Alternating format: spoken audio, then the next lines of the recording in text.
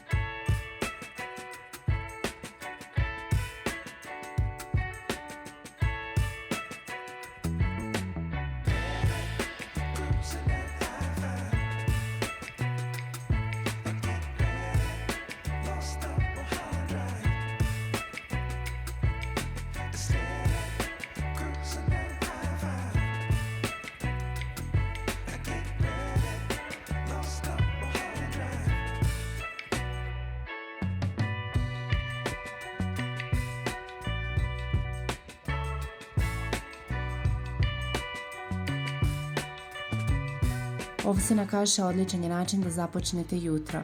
Umesto džema od aronija i šljiva koji ja koristim, možete koristiti onaj koji volite, a umesto badema bilo koji orašasti plodovi lepo će se slagati uz ovu kašu.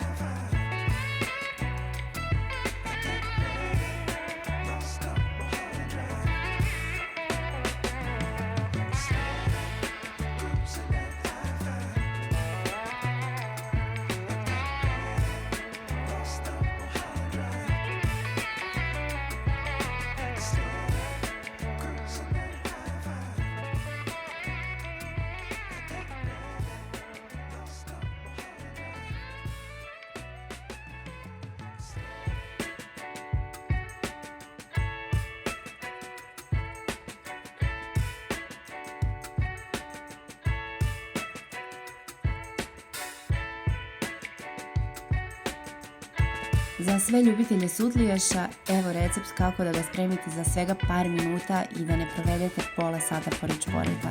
Pirinčane pahuljice učinit će da brzo bude gotov, a kokosov šećer daće mnogo približniji ukus onome sa pravim šećerom. Pogledajte recept do kraja.